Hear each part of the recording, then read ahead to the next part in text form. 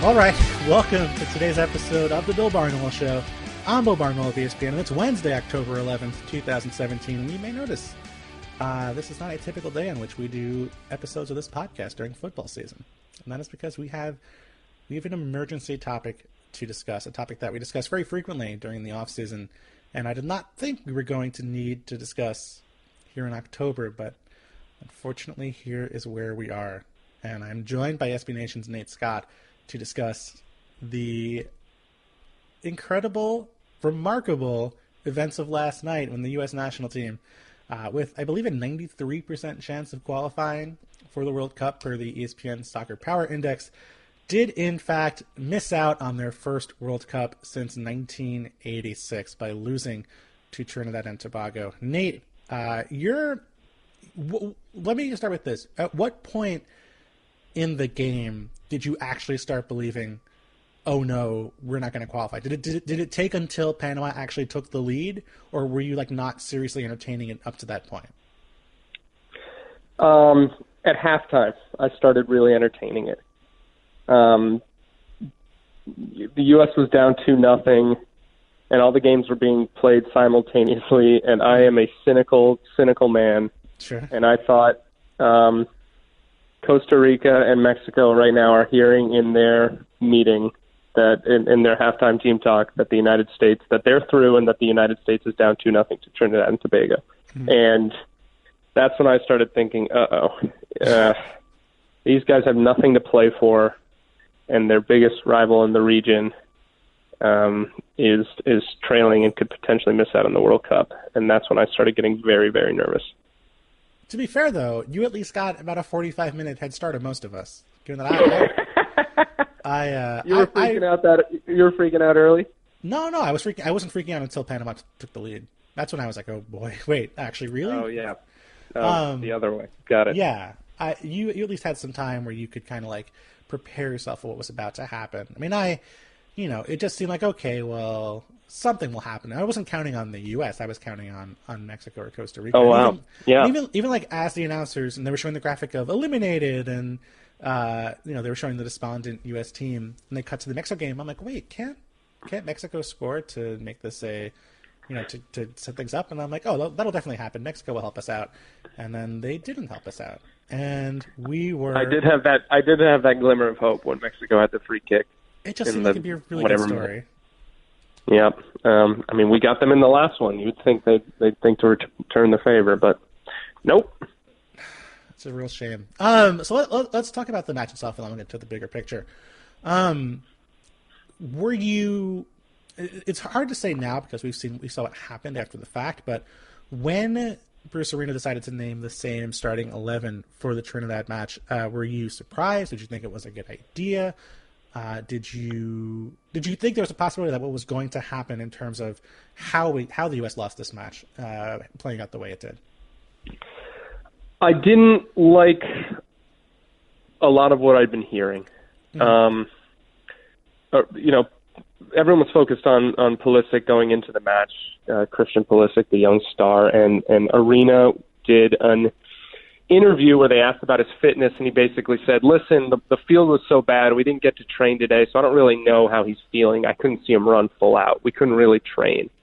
And when I heard that, I started getting anxious because if you don't know what someone's fitness level, your best player, the guy you're building your whole team around, if you don't know what he's capable of, you have no idea about the other 10 guys in your starting lineup because, you're obviously going to be mostly focused on him. So when they said we're just going with the same lineup that led us to a 4-0 win against Panama, I was partially thinking okay, yeah, that's sort of what happens after you get a nice win.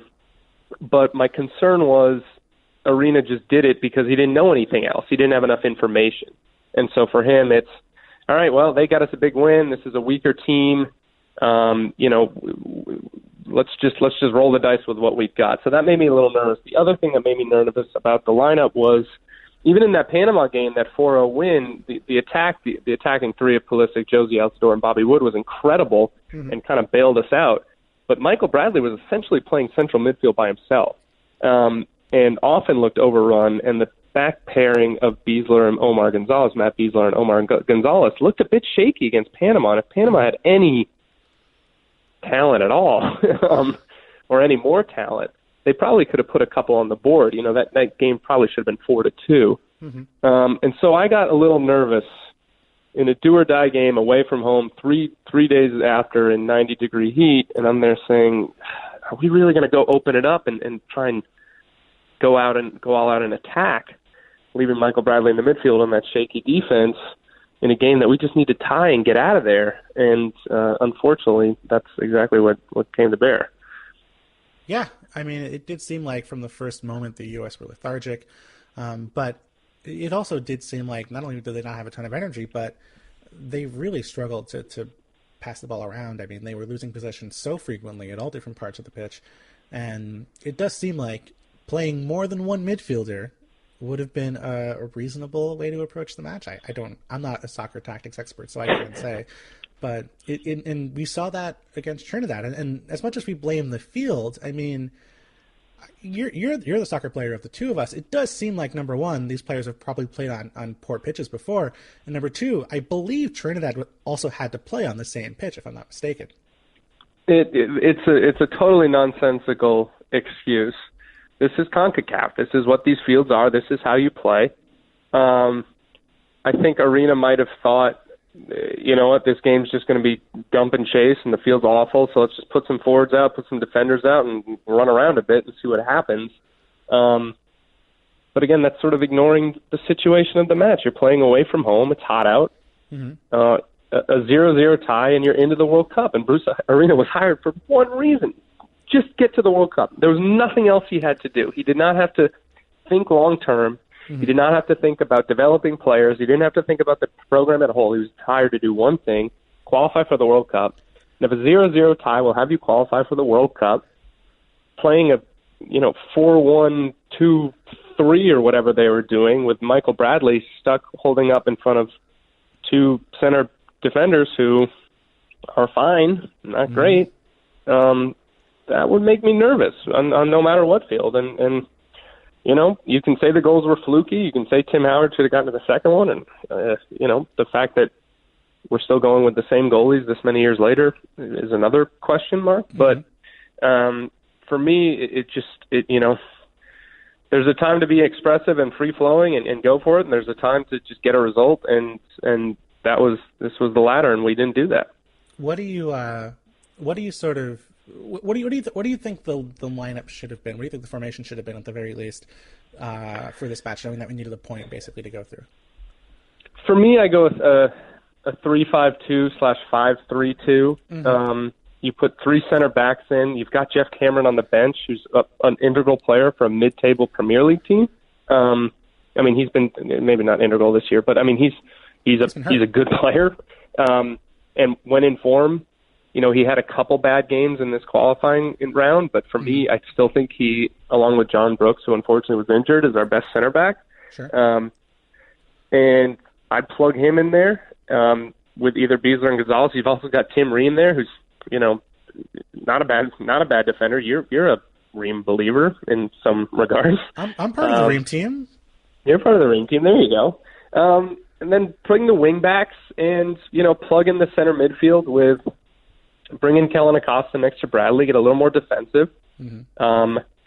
Put Pulisic on top of that, and have the two strikers, and say, you know what, we're going to defend like crazy.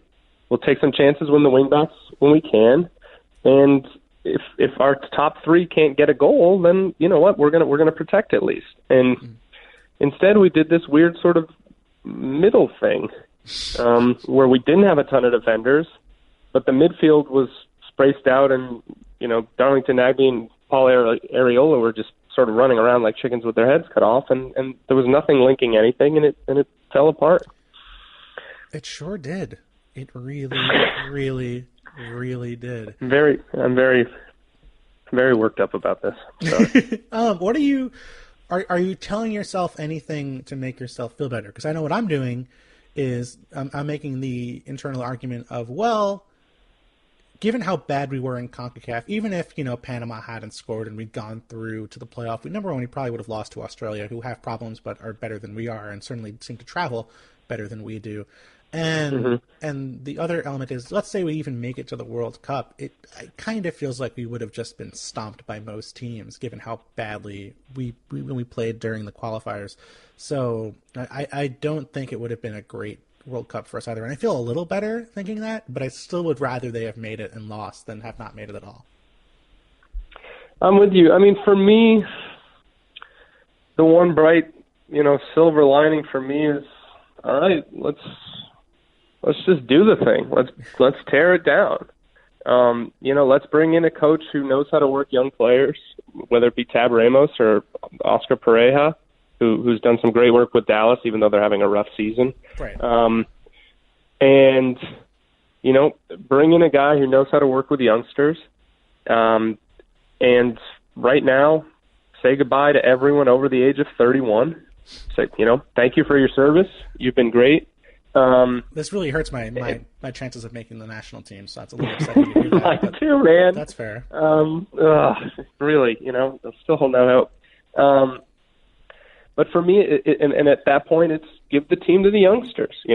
Christian, we're building around you. We're going to build a group of young players who are between the ages of 19 and 26, and we're going to. This is going to be our team. And even if they're, we might bring in a couple older guys if they're having a nice run of form or want to compliment or, be a leader on the team. We can keep Michael Bradley around. But otherwise, get this group together, get them comfortable playing with each other. And, we've got Cutter in 2022 or whatever it is. And let's just build to that. Let's go through some players, actually. This is what I wanted to do. Let's go through some players, and I want your opinion on if you think they should or will have a future with the national team. I'll start with one. Do it. Chris Wondolowski. Wando, thank you for your service, but no must. Do you think it would have been worse if he had actually come on, like for the final couple minutes of the match, as he'd supposedly been warming up for that purpose? Part of me, for like a poetry perspective, really wanted him on the field. Just if he had put that goal away, it would have been like everything would have been undone, and we could just let him go. But I also think if he came in at the end and missed a sitter, I think they might have had to disband the United States national team. Like, I think that would have been it. I think the fans would have the risk reward is too high there. Because if he missed an easy one in the 93rd minute, that would have qualified us for the World Cup, I honestly think that would have been it. Like, I think people would just be wandering the wilderness at that point. Is he our Fred? Is that the closest comparison? Maybe? Yeah, I guess so. I mean, how long did Fred last in the national? He was there till his late 30s, right?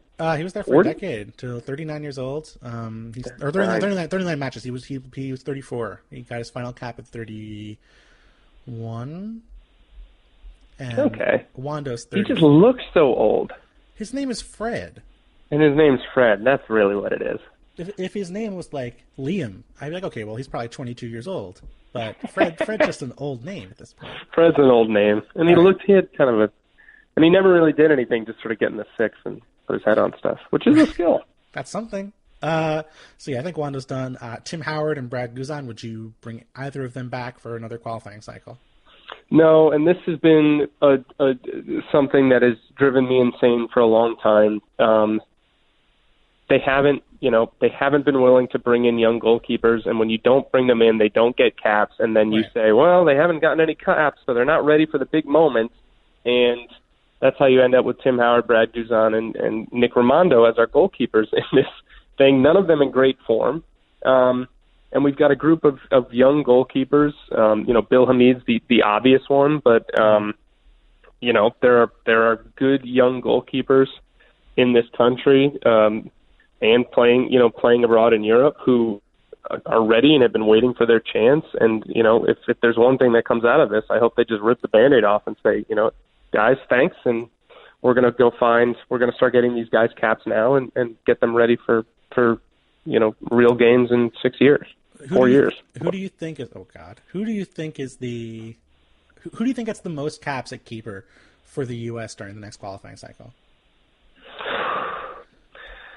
Unfortunately, I think it'll be Guzan. Really? I really do. Oh God. I want to say Ethan Horvath. I think that would be the dream. Yeah, I mean, for me, that's what I'm interested in. I think Horvath's a great choice. I'm in DC. I've interviewed Bill Hamid a lot. I think he's great. I think Jesse Gonzalez, this kid for FC Dallas. No, sorry. He declared for. He isn't cap tied to Mexico. Anyway, that is another choice as well. There are guys, there are players, and we won't know if they're any good until we actually try them. We have no idea. That's the thing. They play in MLS. Hamid's a great shot stopper. Horvath's great at that as well. The knock on them for this whole time has been decision making and leadership and distribution and stuff like that. And it's like, well, get them in there. Let's see. Leadership. How can we possibly know? Right. Unless they're the guys. And in sort of this country's history, we've seen. 94 is the famous example, but if you get a group of guys together and get them together playing a lot together, and small countries have shown how you can do this, good things happen. National teams are hard to put together because you don't have a lot of time, and they come together quickly, and it's if they gel or they don't. But if you can play a group of young people together a lot for a long time, sometimes they can overachieve.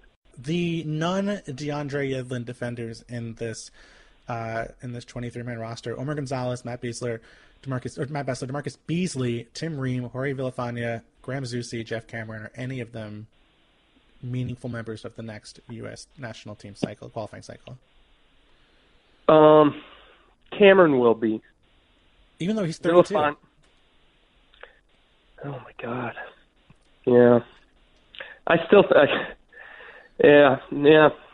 Jeez. I mean, he's so versatile that I think he's one of those guys they might just keep around because you can play him in center mid, you can play him in center back, and play him at outside back. And from a roster standpoint, he just solves problems. Sure. So I could see him kind of becoming DeMarcus 2.0 as just a guy you sort of keep around forever, just DeMarcus Beasley 2.0. I think Villafana has sort of answered a question for us at outside back in a position that they haven't had for a while. He's 28. I know he'll be sort of tailing off, but that's someone I still see as being a part of the discussion moving forward. And then really it's Brooks and Yedlin, and after that I don't think anyone's safe. I think that's fair. In the midfield, someone who has been very controversial for a number of years. What is Michael Bradley's future with this national team? He's the one I think you keep. I'm a Bradley defender. He's what, 30? 31? 30 with 140 caps to his name. 30 and 140 caps. I do think there needs to be, for years, the team sort of revolved around, the goalies as kind of the elder statesman leaders on the team. I think that's done. That time is over. And I think if you're looking for one person to sort of transition this team to the next and being there and teach these guys how to how it works at a national camp, and it's also just like how to be a captain for this team and how to navigate the fog of American soccer fandom and blah blah blah. I think blah blah blah. Yeah, there's a lot there, but I do think that Bradley's someone that they'll keep around, if only as a guy to sort of usher in the new era. I don't know if he'll be there in Qatar. I would be surprised if he had moved on at that point, but I do think they will keep him around. Do you think he will be the captain of the team during the next qualifying campaign? No, I think they'll I think sometime in 2019, 2020, they hand it to Pulisic. That's fair. I mean, It's his team. It's already his team, and that happened in like 2 months. He took the 10 jersey, and they basically built the team around him, and players started deferring to him, and he seems. I mean, he's young, he's a baby, anything can happen, but right now, at least, he seems to have the personality for it, and he seems to want it, which is not something that, everyone is comfortable in, and that might change as it grows, but he seems like someone who wants this. And so I think sometime in the next qualifying cycle, that will be handed off to him. One more player for you, Josie Altidore. Josie's part of it going forward. Does that excite you? Josie's great. He's great. Josie's great. Josie is so underappreciated. He's not someone who's going to dazzle with individual brilliance, but if you need someone who is strong and wonderful and can hold up play and can link a pass, Altidore is successful when every single time he's been successful as a pro, he's had someone who is coming from a deep midfield position running off of him. For a while, that was Clint Dempsey at the national team level. In Toronto, it's been Giovinco. Now that's been handed off to Christian Pulisic. And when Josie has that player, someone who you can lump the ball into Josie, he will hold the ball up, and then he can lay it off for you running at him. He's extremely effective. And I think better at it than Bobby Wood, who tendency is to want to take the ball and go, which is that's a good tendency. He wants to get in behind, he wants to get to goal. But Altidore likes playing with his back to goal, and he likes holding the ball up. It's almost like a pick and roll man, like he kind of just wants to distribute out of that position. And when he has a good player who can run off of him, as he will now for years with Christian Pulisic, I think he's going to be really, really effective. And I think he's wildly underappreciated. I don't know that I agree. I don't. You don't like Josie? They're just like, how many times do you watch the U.S. team play and like 60 minutes and you're like, wait, is Josie even out there? Like, is he even playing today? You gotta look off the ball, man. Gotta look off the ball. He does good things. He does good things. I really, he's unfortunately a player who's going to play as well as those around him. He's not going to go and get the ball and make something happen. He's got to be running off the ball into space. He's got to get good service in from an outside back or an outside midfielder, and then he's got to have someone running creatively off of him. I mean, he's a linking player, and as a linking player, you're only as good as the player's linking off you. He's not going to do. He's very rarely going to do something himself with the ball, but that's, I think, a lot of the reason why managers like him is because he doesn't try and do more than he's capable of doing. Fine, I'll allow it. You're the expert here. I will defer to you. But who do you want to? You want to bring in the young redhead, Josh Sargent, and just let him run around? Dude, I just want to see Weston McKennie and Pulisic just play together. It could just be 2-on-11 for all I care. Yep. McKennie's exciting. I want basically anyone who is 23 and younger playing in Europe to be the U.S. national team from this point forward for the next 4 years. Yeah, and honestly, I other than Brooks. Well, Brooks is 24. I mean, other than maybe Cameron, Bradley, and Josie, I agree with you. Thank you. Just give it to them. Give it to the kids. Let's do it. Let's just do the thing. And we're going to have some ugly losses, and people are going to have to be a little bit patient.